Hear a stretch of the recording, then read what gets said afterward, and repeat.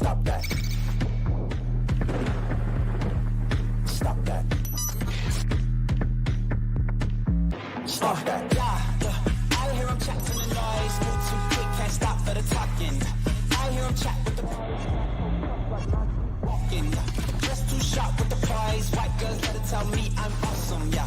Hot like fire on the pan. If you wanna touch me, please use caution. Cold like 0 degrees. I'm out the cage, gotta let out the beast. Revolutionary, gotta let out the streets. Locked in a cage, I'ma let out the sheets. You can't go on, man, forget my peace. You take the west, I'll take on the east. I'ma put him in the cage, never let out the. I hear him chat to the noise. Move too quick, can't stop for the talking. I hear him chat with the boys. Not so tough, but mans keep walking, yeah. Just too sharp with the prize. White girls, let her tell me I'm awesome, yeah. Hot like fire on the pan. If you wanna touch me, please use caution. Stop that. Stop that. Stop that. I can be blissfully naive, Stugotz, about a number of different things. Ignorant, really. At 55 years old, I would say it's a little strange, some of the places that I can be naive. One of them that comes to mind immediately, I don't know how many of the people who were there in 2016 when we're watching Trump being inaugurated. I remember at the Clevelander looking at the faces, and all of us, what was happening was not fear. There was no one in that room who was doing fear. It was sort of laughing at the absurdity of a reality television host being named the president of the company. And the only reason I bring this up now, the country, that's a fine. The country. Excuse me. Yes, I might as well, right, you know what? yeah. Given how much, yes, I should have said country, but given how much we're dealing with capitalism and what this country has been turned into, we could call it the United States of America as a company, LLC. So, but I remember the faces, Stugotz, in the room, and I was one of them, just sort of laughing at the absurdity of that. And what I'm about to show you now is because so many of the things since then not only have confused me, but I've wildly underestimated how things that I think might be funny or silly or pop culture nonsense can then morph into something that's dangerous. Sure. And so over the last 7 or 8 years, I feel like sometimes I don't even have the language for how it is that you get introduced to QAnon. How like when you don't know anything about anything and you're just being shown things that represent an underbelly of white grievance that is now a platform that you can run on to try and aggressively trample minorities and women. But I bring all of this up to say that even by the standards of the last 7 years, getting hit in the face with a fish for 7 years, this on Fox News is something that I still am surprised by and don't understand. We have had enough of Taylor Swift for now. She shouldn't be liberal. She should be a total conservative, given everything. The Pentagon PSYOP unit pitched NATO on turning Taylor Swift into an asset. Yesterday, she flew private from New York City to Baltimore. Yet she constantly talks about climate change. So just please don't believe everything Taylor Swift says. We're all begging you. I think she should just stick to her singing and let her love life be what it is. The New York Times just speculated she's a lesbian. A new poll shows 18% of voters are likely to vote for whichever candidate Taylor Swift endorses. Uh-oh. Biden effectively has Taylor Swift as his VP. A single post of hers led to 35,000 new registrants. That's arguably more power than the president. She's sharing links. And her boyfriend, Travis Kelce, sponsored by Pfizer. What's her stance on policy, economic policy, foreign policy? I don't think that'll be. So don't get involved. Don't get involved in politics. We don't want to see you there. I asked this question with lot to digest there. No sarcasm. Whoa!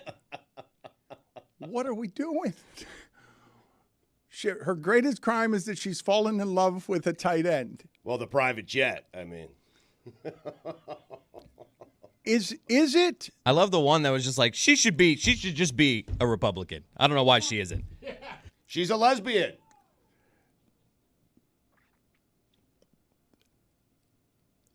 Can anyone help me, please, understand what we're doing? Well, Dan, she is a woman. Yes. And that's it. That's all you need to know. Yeah. Okay, so is it that she's empowering young women to be stronger, and that is something that we don't want around our football? Yep, pretty Kristen much. Juszczyk will allow you, and we'll give you a licensing deal and some logos, but that's as comfortable as it gets for us. We need to get the girls out of here. We need our caveman football.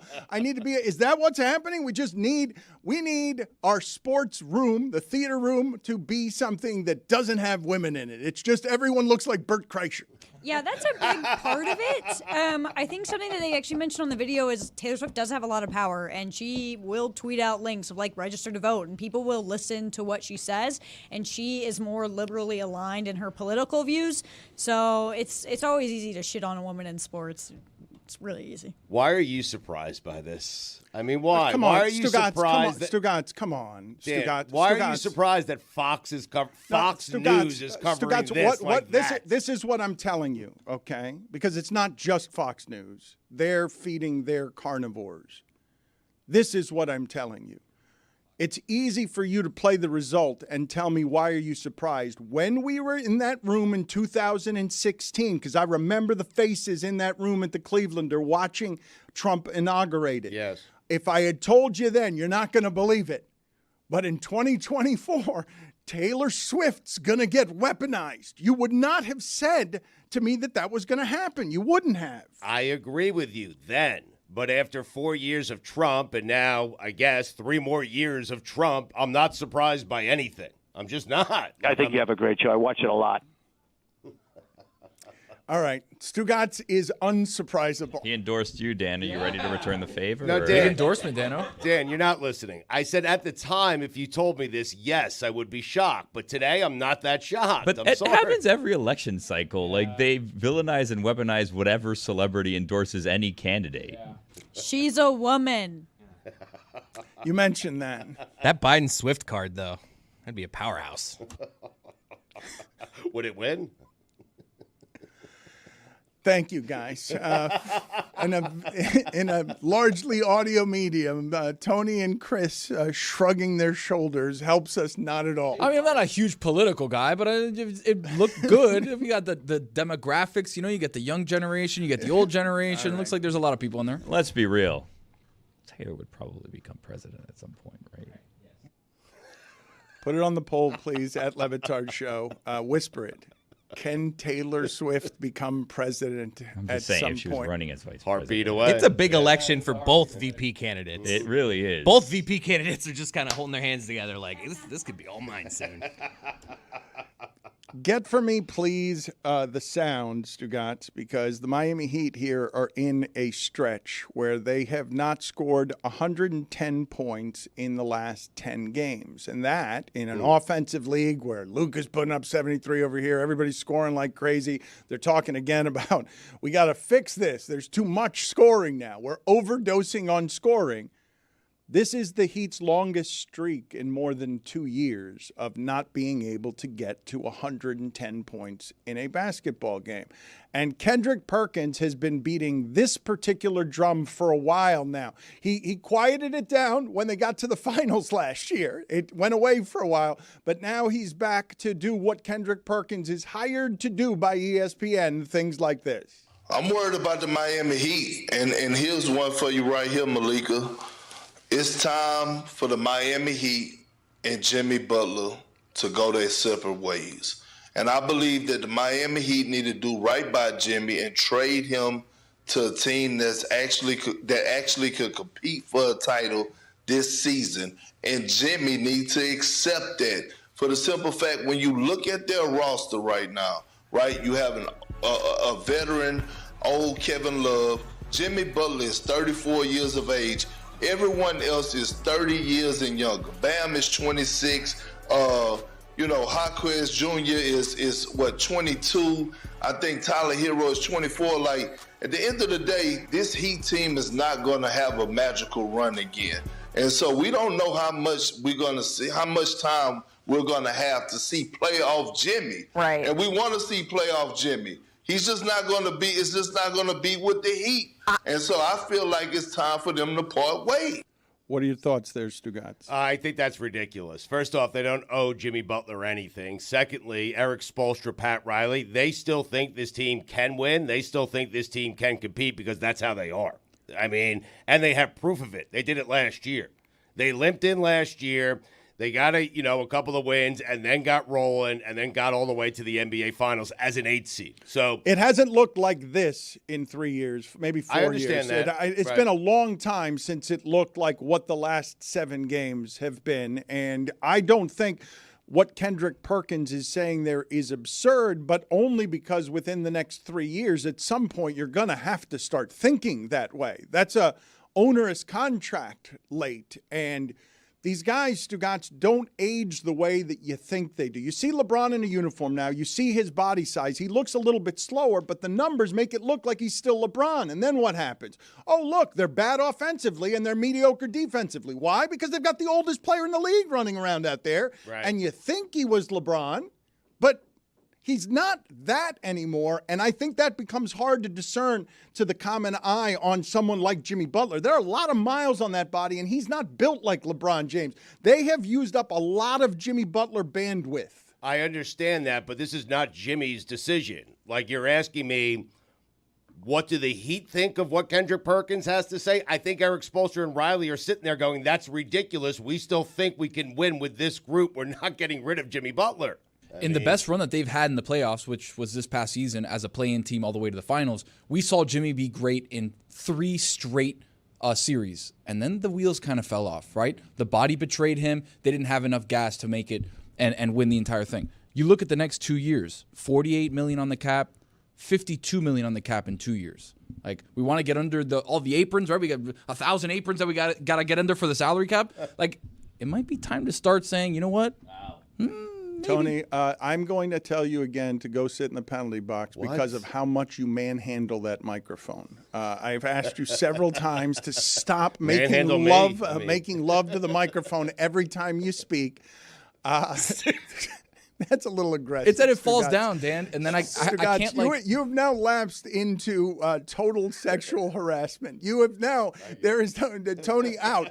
We don't have HR here. 2 minutes. Get out of here. So the victim of sexual harassment has been kicked out of the room, to be clear. Yes, thank you. I'm good. Billy, do you rule with an iron fist over human resources as well? Because HR. I'm still trying to get in contact with the witch. I can't take on all of that. God bless football continues to thrive. Billy is claiming that he has become friends with Cam Newton. Cam loved Billy. Seriously, I think Radio Row, Cam said he's leaving a seat open for Billy Gill. He's leaving him a hat. He's leaving him a cigar. This is exciting. Yeah. I don't think any of that's actually going to happen, though. I think I'll go up to Cam, and he's just going to keep walking, and his handlers will be like a wall of people in between me and him.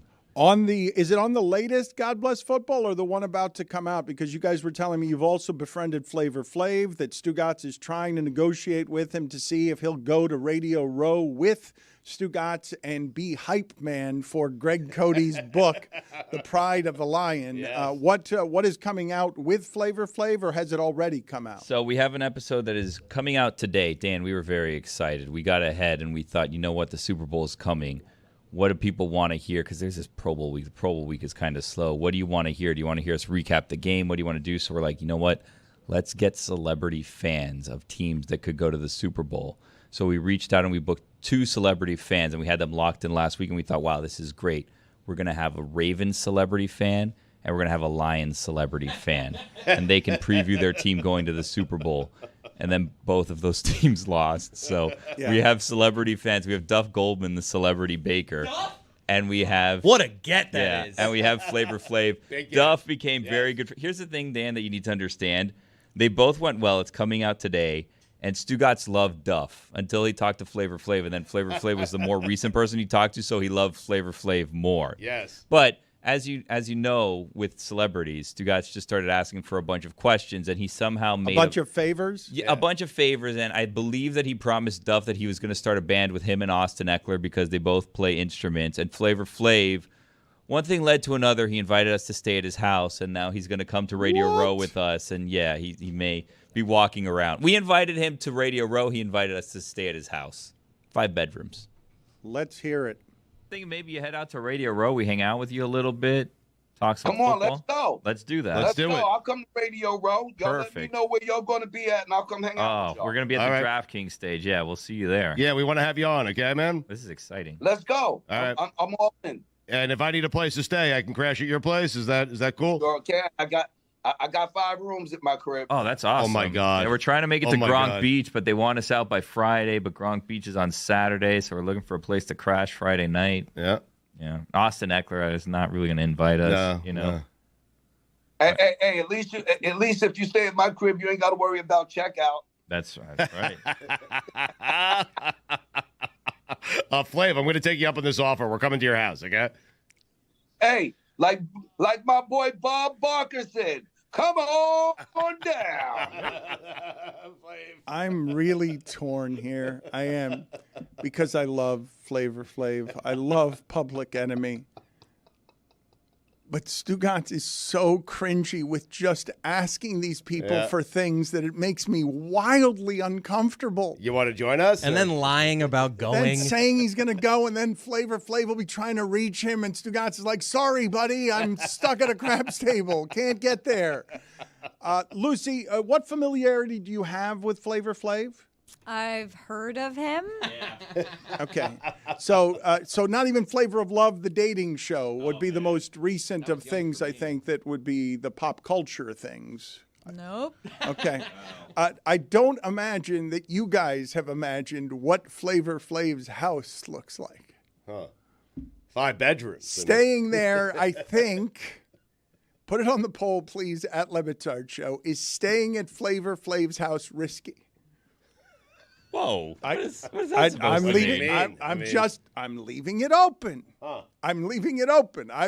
I think that you might have an idea of what that is. And I saw the reality show that represents the single worst moment I've ever seen on television when someone he was dating shit on one of the steps.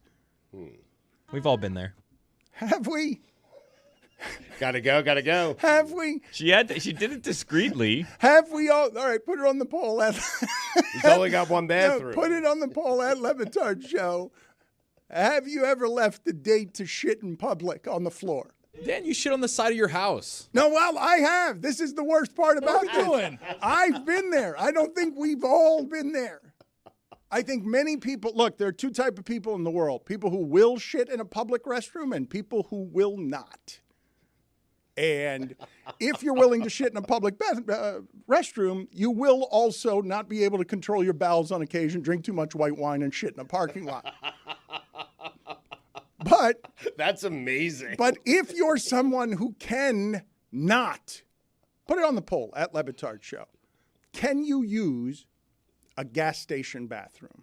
Can you go number 2 in a gas station bathroom? The worst of all the bathrooms you just named. Well, but okay, what do you want me to go with? Because Let's go with a rest stop. Well, but I think rest stops are different, yeah. Are they? Because those are a step up. Like Yes. You went to I got to go to a key. This key that I don't want to touch. Like you named the worst of all the public bathrooms. I mean, an airport bathroom is pretty. Oh, I'd bad. rather do an airport. Airport's fine. Any day of the week, dude. A gas station, dude. You have When's the last time you were at a solace. Shell bathroom. Guys, the difference is That wooden key. At a gas station, you have one choice, one toilet, that's it. When you go to like a rest stop or the airport, you have multiple stalls to choose from. But then You open everybody's every taking a door. shit next to you. No, but you it's open just a row of shitters. Shit ratio is a lot higher at a rest What stop. am I doing? Oh, the guy next to me. Can you pass me? There's a Shit row. chancleta. You're in my store with that toe. I see your toes. Get that toe back up there. No, not Fort Drum. Have you been to Fort Drum lately? Oh, They renovated, yeah. the Taj Mahal of rest stops on the Turnpike. Really? It used to be Fort Pierce. That used to be the place that you stop. Fort Drum. Now you're like, you know what? I can do the extra 25 minutes and get up to Fort Drum because Chris Cody, do you think that when people lined up from here to Jacksonville to work for Meadowlark Media, that they imagined a video room that at present is screaming at each other, find Chris Cody's toe in the bathroom stall, They're scurrying. Find the toe of Chris I can Cody hear the panic. shitting because a row of shitters. This is a good question you've just posed, Tony. It's something to ponder. Would you prefer the privacy of a gas station bathroom, or you got 10 shitters next to each other, right next to Give each me other? clean. I can be right next to someone as long if I feel like it's not disgusting, I'm good with It's it. an intimate act. I need more privacy, unless I've had too much white wine and I'm doing it in a parking lot. But when you're at a gas station bathroom and you only have the one stall, there are people waiting for you. So then they Well, know not really, what because you no one did. pees at those things. Like I feel like it's just you're a monster if you go. If I see you waiting at a Shell bathroom, I don't know why I keep saying Shell. Go. Yeah, I know you what we really need to gotta do. go. We need to separate the bathrooms. One for just peers, one for just shitters. So if you go in there, you know what Forget time it women is. and men. So we all shit in the same. I like how let's switch it up. We all go in this like women and men go in the same bathroom, but this one's for pee and this one's for poop. I'm with you, Tony. David Samson, you would agree. He's going to join us. You guys would agree. There's no way he ever goes in public. Nope. Correct? He's a germaphobe. No. Yeah, he'd rather like pee in his pants. Yes. And so if I gave, I want to, am I being someone who is completely out of touch with what it is that I'm talking about when I say that I think airport bathroom and gas station bathroom are in the same family of not pleasant? Like it's not a big difference. I don't even know if you're going to put someone put an experience between those two. What are you doing?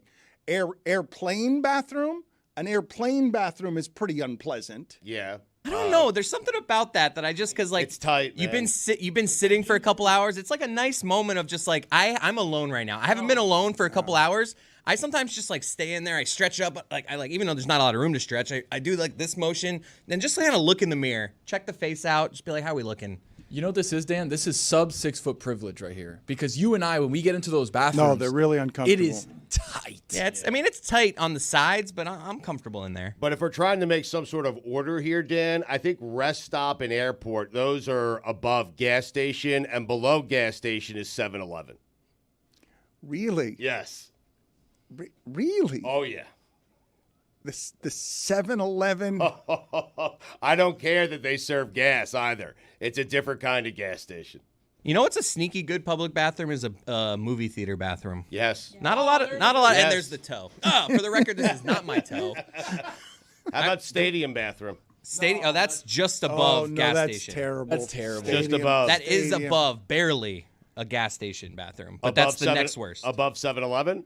7-Eleven, I put that into the just gas station. No, That's the same category. Big for me. mistake. Let me ask you guys something about the stadium bathrooms, because I remember in the old Orange Bowl, when you just brought back sort of a visceral memory of me that just singed my eyebrows and made me back away from the microphone, because one of the more unpleasant things I ever saw in childhood was being in the Orange Bowl and seeing what looked like a cattle trough, just a bunch of people urinating into one cocktail glass of horror in the center of a room where it's just sort of hard to explain. I don't think we do it anywhere in civilized America this way anymore.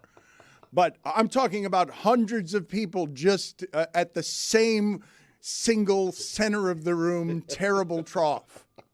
Is that done anywhere in modern society anymore?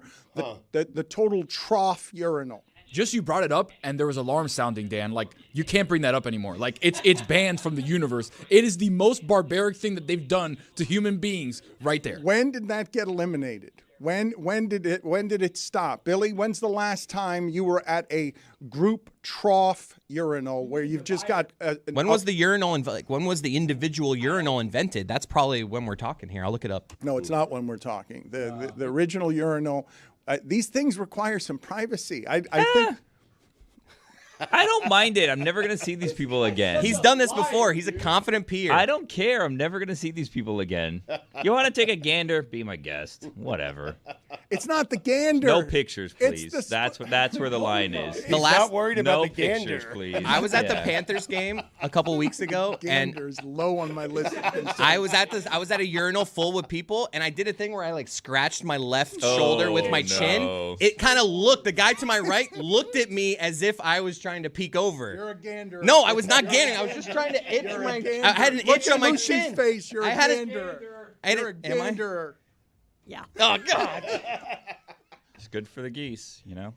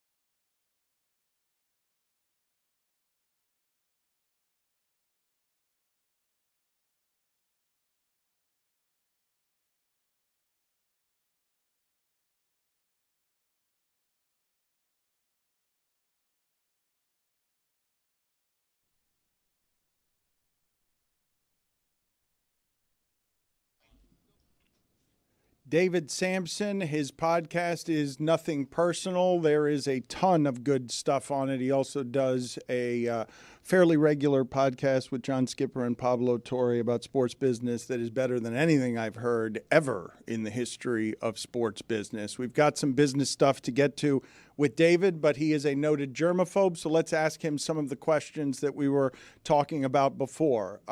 In your life, the number of times that you have pooped outside of your specified intimate areas, like either your hotel or your home, anywhere else, number of times ever? Countless, because of during long runs, I've had to pull over in backyards of people's homes or on the side of the streets or in the woods. Absolutely. When you're a runner, you know it. If you know, you know. Airports, when you travel a lot, I spend my life in stadiums. I built my own bathroom at Marlins Park, private, that then became Jeter's bathroom. But what I do in airports is that I always go to the handicap stall where it's its own door and you're alone. And that's my first choice. My second choice is that I go to a bathroom that's closed for cleaning, whether it's the male or the female bathroom. And I go in there and I say to the cleaner, I'm so sorry, I have an emergency. And that works 100% of the time. And then you're alone in there. Lucy, so I won't sit in a row. Lucy, your mouth is hanging open because of how he violates the female bathroom. You just go into... How often are you going into the women's bathroom? How many times? Remember, not with women there. If it's, they put a yellow triangle down to say closed for cleaning. That's the only time I would do that. If the men's room, if there's no individual stall that I can go to, and I mean individual, like its own door. Then if the women's room is being cleaned and there's no one there, I'll knock and I'll say, hey, but I plan my poops because I have a stomach problem. Right. So I rarely am caught, so to speak, with my pants down. What's your process when you do have to poop in public? Like, are you I imagine you are going through crazy to clean, going through crazy extents. So nothing goes on the floor. I have to check to see whether there's a hook first for any sort of jacket. I put towels, paper towels on the floor where my pants could by chance touch. And then I have layers of stuff on the actual toilet and one across the front. So I really don't touch anything. And then I clean everything, including hands, etc., before I even leave the stall. What's the oddest place you've pooped while running a marathon?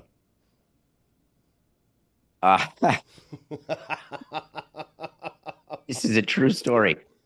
I actually went inside someone's house on the route. And they weren't there, and I clogged the toilet, too.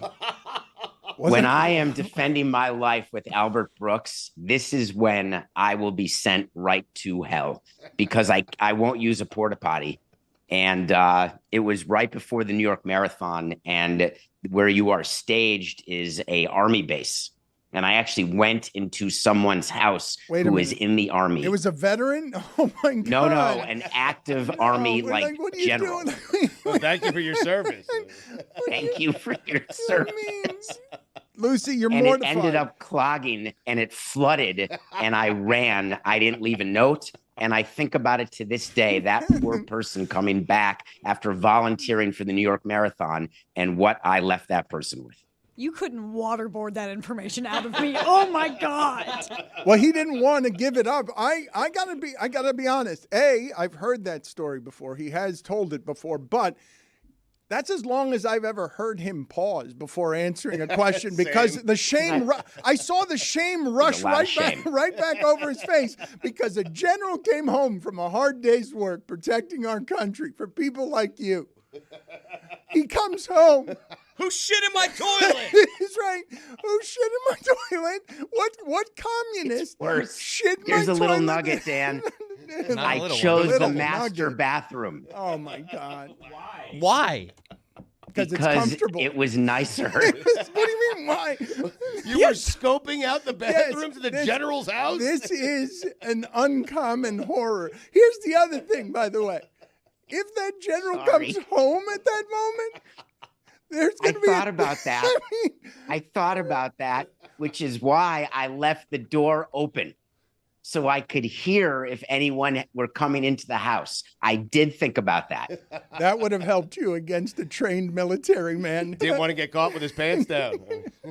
I want you to know that I have no shame for things that I've done in the business world. Things met some shame in my personal life, more than I should maybe. But that moment of my life, Lucy, you'd be proud to know, it's the lowest of the low. It's what I don't want to have brought back up anytime in my future. I'm not even remotely proud of that at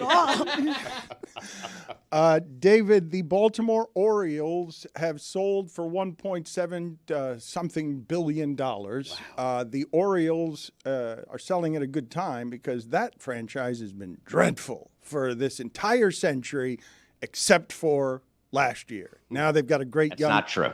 I mean, they've been pretty bad, David. They've been one of what you're going to no. Go back. If you just said century, they had a great run in the 2000s. No, this okay. The last quarter century, I feel like they've been pretty bad. Regardless, let's see. We'll look it up. But $1.72 billion. That's nothing. How much of a surprise was it that it sold? And what did you think of the number? I was shocked at the number. I expected to get a call from Jeffrey, with I can't believe that we got Jeter and Sherman to pay 1.2 7 years ago for the Marlins. And now the Orioles are only valued at 1.725. It is not a good number for Major League Baseball at all. They cannot be happy with this transaction. It's a step transaction, which means that this hedge fund private equity guy named David, who is about to be an octogenarian himself, by the way, that doesn't happen until Peter Angelos actually croaks. He only is a limited partner. That's all this announcement is. He's giving money to the Angeloses, letting them take some cash out of the team, getting 40% of the team, but he doesn't get the whole thing until Peter dies. I thought Peter had been dead for half a decade. He's hanging in there, but very much like Bernie, not involved at all. Total dementia. It's very sad. The family has been fighting. There have been lawsuits. So none of it's a surprise except for the number, which is really, really low. Think about what the NBA franchises recently sold or the NFL franchises recently sold. It really puts MLB in third place in valuations, and that's not good. I wanted to talk to you about the ticket prices at the Super Bowl, Stugotz. I don't know if you saw this. I saw this the other day. The most affordable seat, end zone, upper deck, more than $8,000. Wow. The worst seat that there is. I am stunned, though I should not be, that the Super Bowl and football are in Vegas, because that's something I couldn't have guessed possible 8 years ago. David, what do you make of what a great market this is for this event? No, I actually just think they're trying to prey on insecure people who want to spend money when they needlessly really don't have to right now. Go back to the F1 in Vegas. When those tickets first became available, there were all these packages announced. For $1 million, you can be near the paddock and have 2 nights plus a cocktail, dog, and party. That's what the Super Bowl tickets are right now. They're at their highest. If you're able to hang in there, go to Vegas, play craps with Stu, have fun. The prices will go down as game time approaches. You just have to be prepared to wait. And it's not like it's Indianapolis or a city where there may not be other great things to do, though I love Indianapolis. In Vegas, you can go without a ticket. And if you don't get a ticket, you get to still watch the game at a book and have a great time. So many other options. So I think that these are artificially inflated, and I think you'd be foolish to buy a ticket right now. I hope Meadowlark has not bought tickets for any of the employees to go to the game at those numbers. Dan bought it for all of us. Yeah. It was a celebration. It's a sweet. Unreal. What a waste. PGA Live update, anything interesting there? Yeah, there's a call going on right now live at 9:35 Eastern. Jay Monahan is the best. There's a tournament in LA or in California right now. So there's a bunch of players there at 6:30 in the morning, but he's doing calls trying to get ahead of the news that they're bringing in all this money. It's not the Live merger. It's like a sponsorship deal only, but he's trying to not repeat the mistakes of the past where Tiger Woods and Rory McIlroy were not informed of the Live merger. So he's doing these calls right now, literally. So the players hear about John Henry, and there is Saudi money coming into PGA and how great it's going to be. But this is not newsworthy at all. It is them basically selling shares of their entity in order to bring money in to increase purses and make it more palatable for players to stay at PGA versus run to live. We have 2 minutes left. Your choice on what we talk about, whether it's Skydance buying Paramount or whether it is your movie review. The Skydance is a much longer conversation I'd love to have with all of you about the consolidation, and we may talk about it on the next Sporting Class. I'd like to review a movie for people to see because we spend time, and Mike Ryan's not here today, but we spend time going through all the crap that Nicolas Cage does. The most prolific movie star that I've ever seen. There's always a new movie of his. He's in one called Dream Scenario. And if you're not going to watch, Butcher's Crossing, and Pig was good, but all the other stuff that he's been doing, please watch Dream Scenario. And know, number one, that's his real hair. He changes his hair, shaves his head, grows his hair in weird ways in order to get into character. And he gets to choose what his character is like. And I want you to imagine what it would be to have Nicolas Cage in your dreams every night where you cannot escape him, and that they're bad dreams. It's the biggest nightmare ever, but a great performance by Nicolas Cage.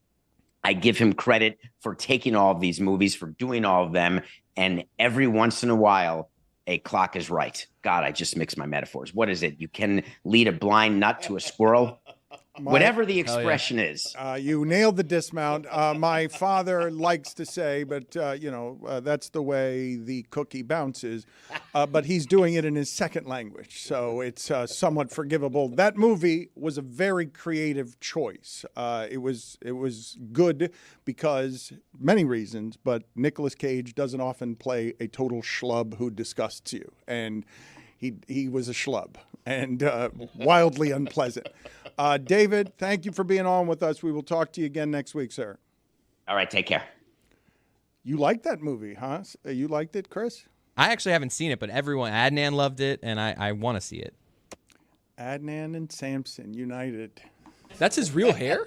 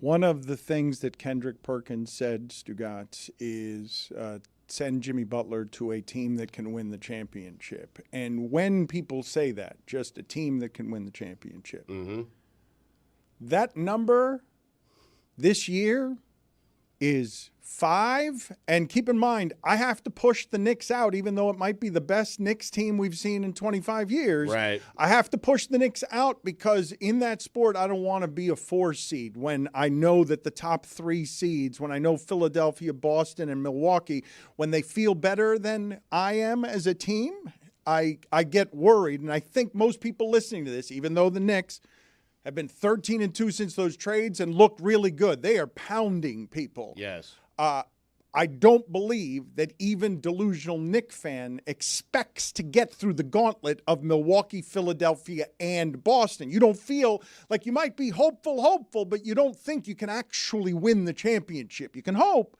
but you don't think it's a realistic possibility, and your team is very good. Very good. They've won 8 straight. They've won 9 of 10. Even with Randall out with a separated shoulder, they've still won a couple of games since then. I have no delusions that the Knicks are going to make it or win an NBA title, in large part because the Celtics, Bucks, and Sixers are so good. So those are the three teams. Who are the other teams in the West? Like, you have the Clippers, you have Denver, and that's about it. I mean, the Thunder are also You think really the Thunder good. can win the NBA title? I mean, look, I think that their chances are better than the Knicks. I would put the Thunder in the conversation. Obviously, they've got to learn. They got to do the stuff Sacramento's doing, but they are overwhelmingly good. And don't forget Minnesota. Don't throw Minnesota out either. They've been just as good as everybody in the league this year. And Phoenix. I mean, Phoenix has a shot. Okay, but the Knicks aren't in that group, is what I'm saying. And you just don't want to be a 4 seed. I mean, the Heat made it to the finals last year, being in that same spot. No one gave them a chance before. And doesn't seeing the Heat do it maybe give you, No. Okay. No. Has a 4 seed ever won the title? I think a 5 seed, as Elijah won a title. 1969 Boston Celtics were the only 4 seed in NBA history to win a title. My point is, Stugotz, it's no disparagement of the Knicks. It's just an odd purgatory. It's the best the Knicks have been, but it's a weird purgatory to be in when you know in your conference there are 3 teams better than you. So now you gotta maybe you win one home playoff series, and now you're playing Game 7s on the road against teams that are better than you. Right. And it just a lot of teams trip before they get there. But the Knicks fans should have more reason for enthusiasm now than they have since, like, the Allen Houston teams and Latrell Sprewell teams. Yes. This team is better than anything Carmelo played for and Amari Stoudemire played for. You just gave me this weird moment where I just saw the Dolphins in everything you're talking about. Best team in 20 years, but still not good enough to beat the good teams in their conference. But, Chris, I answered that quickly to your question of you can't see the Knicks. The Heat just did it only because of the teams ahead of them. Like, I just can't see the Knicks. As good as they've played, I cannot see them beating Jason Tatum and Jaylen Brown or Giannis and Damian Lillard. I just can't see it. I hope they get far. I hope they get to the second or third round. That'd be great. I can't see it make it. I cannot see that team, led by Jalen Brunson and Julius Randle, making it to the NBA Finals. I just can't. It's early in the season still. Well, it's not. What? No, it's early that you're not paying attention. It's football season, so you're not fully paying attention. Give you the Knicks have caught my attention here. Yeah, give you 2 to 3 weeks of uninterrupted attention to basketball, and you will convince yourself that the Knicks will go on a run. All right. What is it about Jalen Brunson that I just don't buy him as like a number one? He's small. Yeah, and it's the lefty thing too. Well, I like a lefty. I do. There's just something there. He's great. A lot of people are mad that Damian Lillard is in the All-Star game and not him. Knicks fans should be mad. That guy has exceeded every expectation. Every single expectation there was. I think he caught everyone off guard with how he played last postseason after catching everyone off guard with the way he played all regular season last year. Clearly and obviously a leader who didn't need Luka to be a special kind of great. Speaking of Luka, did you hear what Jason Kidd had to say about Luka? What a joke. Well, tell the people first before you go. Just hold on, slow down. Hold on. Let's do Jeopardy. Hold on. You give the take, and then we say, what is Jason Kidd ripping Lucy, Luka? He has to be kidding me. Lucy, all right, Stugotz, you're like a puppy that starts to run on a tile floor, and all 4 of its feet are moving. I was getting to him. Well, but yeah, you were going to say what a joke what he said was before you said what he said. What a joke, though. I mean, okay, but Lucy, would you care to guess? Do you know what this take is that Stugotz is objecting to? I do not, and I do not have a good guess, which defeats the purpose of you asking me. Sorry about that. I mean, he can't be serious. Okay, what did he say? What he has said is that Luka is better than Dirk Nowitzki. That's not the part that I thought joke. That's not the part I thought you would object to. And on the same tier as Michael Jordan and LeBron James. Yeah, he's not. First off, LeBron's not on Michael's tier. Luka's not on anyone's tier, okay? Wait a minute. What? What do you mean he's not on anyone's tier? What tier is he on? He doesn't get to be on anyone's tier? He's not the greatest Maverick of all time. He is not to be mentioned in the same sentence as LeBron or Michael Jordan. LeBron should not be in the same sentence as Michael. What if the sentence is Luka shouldn't be in the same sentence as LeBron? That's the only sentence he belongs in. when it relates to those two. Okay? Stu, this is a tough take on the heels of him having the greatest shooting performance I don't care. of all time. I don't care. Since Luka shot a true shooting percentage of 90% Do it with again. 73 points, that's the best ever. Right. Wilt Chamberlain was second with 73% in 1963. Right. No Win a- three-pointers. Win a playoff series, go to the finals, win a ring, do something. You cannot be top 5. Tony, you cannot be a top 5 Maverick and better than Dirk. Dirk is a Hall of Famer. He's First better than ballot Hall of Fame. He's not better than Dirk. He's better than Dirk. Dirk won a title. Dirk won a J.J. title. Barea won a title. Dirk won a Oh, title. he brought out one of his big guns on you, Tony. Stand down. You can't do it. Dirk won a title. He's not even in my top 5 Mavericks of all Thank time. you. I have that was, list, by the thank way. you. I was hoping this is where we were going. Stand down, Tony. He just walked into the general's house and took a shit. Luka does skate on most criticism. Like, when's the pressure gonna, like, he's been playing what for 4 or 5 years now? Has he gone to a conference final? It's not 4 or 5 years yet. It's been like 3 or 4, though, right? We started asking He's been anointed for a while now. I'm just saying, when's the pressure get on him of like, hey, win something? Right. LeBron had that pressure year 3. He's been on the Mavs since 2018. Billy, please. That's 4. No, That's 6. Come on, come on. So it hasn't been 4 or 5 years. How It's many been 6. games Longer, was he right. playing in 2018? Don't cheat with your little. I mean, the numbers never lie, Dan. Yeah. Also, Dirk averaged 26, 9, and 3 in the NBA Finals. Dirk created an entire shot. He invented a shot. Amin El-Hassan. He's the first person of that size playing that way. Maybe Gar Schmidt would like a word. Garnett. Okay, close enough. Luka back in 2018 played 32 minutes a game, averaged 21.2 points. I mean, When's the noise going to start, Dan? All right, Amin El-Hassan will be here in a second. We don't need him. We're having a good conversation. Amin El-Hassan will come in. Amin El-Hassan will come in serving a punishment from the righteous gemstones, I am told.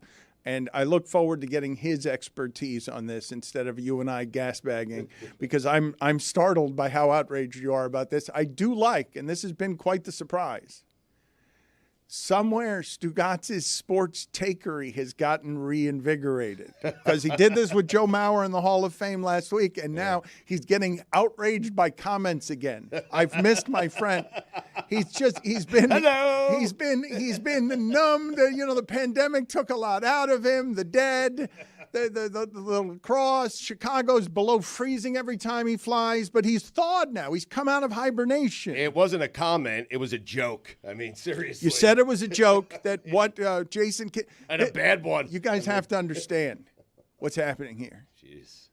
My old partner rumbles to life. Jason Kidd exists only as a thing to say, this guy is slightly as good as this guy. And then Stugotz pulls out the bazookas, drops to a couple of knees in his back, baby.